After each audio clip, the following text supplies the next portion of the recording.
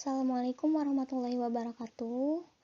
Baik, kami dari kelompok 4 yang akan menjelaskan materi tentang jaringan saraf dan otot pada hewan. Nah, sebelum lanjut ke materi, saya akan perkenalkan anggota kelompok 4 terlebih dahulu. Di sini ada Cici Laswati, yang kedua ada Pasihatul Puadah, ada Galuh Triwardana, Nurul Tripirdianingrum, Resti Febriani, dan Rizky Permana Putra.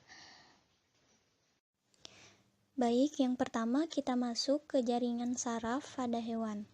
Nah, jaringan saraf adalah jaringan yang berfungsi untuk mengatur aktivitas otot dan organ, serta menerima dan meneruskan rangsangan. Nah, jaringan saraf tersebar di seluruh tubuh sebagai jaringan komunikasi. Seluruh jaringan saraf di dalam tubuh membangun sistem saraf yang berfungsi menerima rangsang dan mengubah rangsang menjadi impuls. Nah, misal kalau kita mau makan, nah tubuh kita tuh harus berkomunikasi dulu. Nah, yang berperan untuk mengaturnya yaitu jaringan saraf itu sendiri. Begitupun dengan jaringan saraf pada manusia dan hewan itu hampir sama. Baik, kita masuk ke bagian-bagian sel saraf pada hewan. Sebelumnya, kalian bisa lihat di situ ada gambar bagian-bagian sel saraf pada hewan. Nah, di sini saya akan bahas satu persatu mengenai bagian-bagian sel saraf dalam hewan.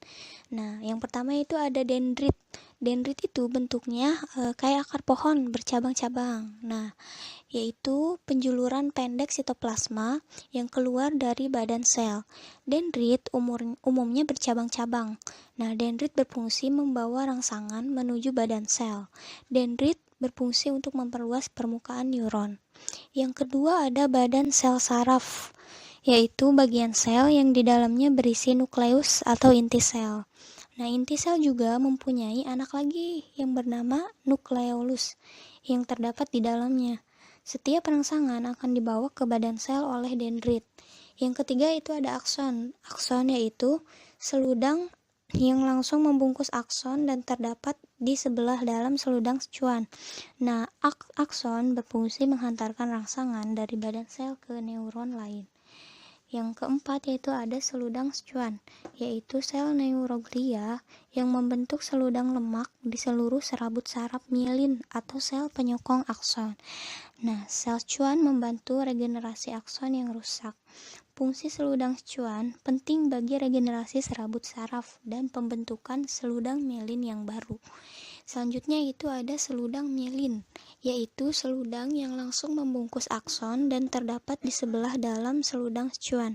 Fungsi seludang mielin adalah melindungi akson dan memberi nutrisi. Itu terakhir ada nodus Ranvier, yaitu bagian dari akson yang tidak terbungkus mielin.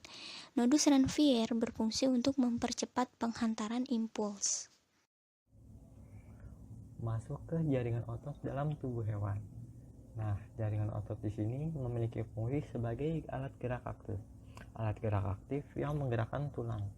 Otot menyebabkan pergerakan suatu organisme maupun pergerakan dari organ dalam organisme tersebut. Si jaringan otot ini terdiri atas sel-sel panjang yang disebut serabut otot. Nah, si serabut otot ini mampu berkontraksi ketika dirangsang oleh impuls saraf. Bagian-bagian otot di sini ada 4. Kalian bisa melihat di yang paling bawah. Di situ ada sarkolema, sarkoplasma, miofilamen, dan yang terakhir itu ada di atas, yaitu miofibril.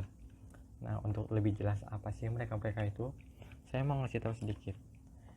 Yang pertama itu sarkolema, adalah membran yang melapisi suatu sel otot. Karena di sini melapisi, maka sarkolema adalah pelindung otot. Untuk sarkoplasma, berbentuk cairan sel otot yang fungsinya untuk tempat di mana miofibril dan miofilamen berada.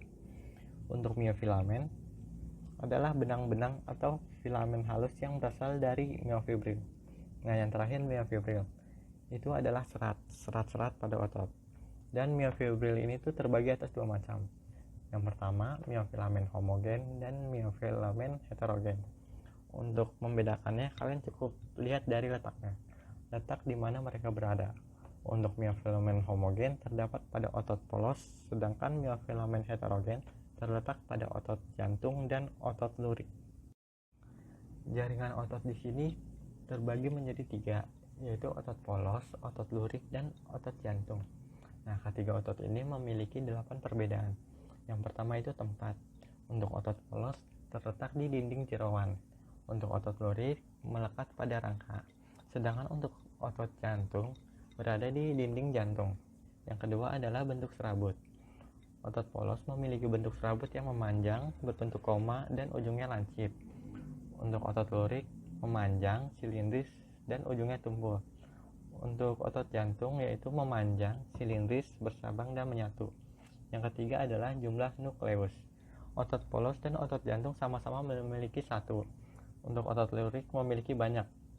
Yang keempat adalah letak nukleus.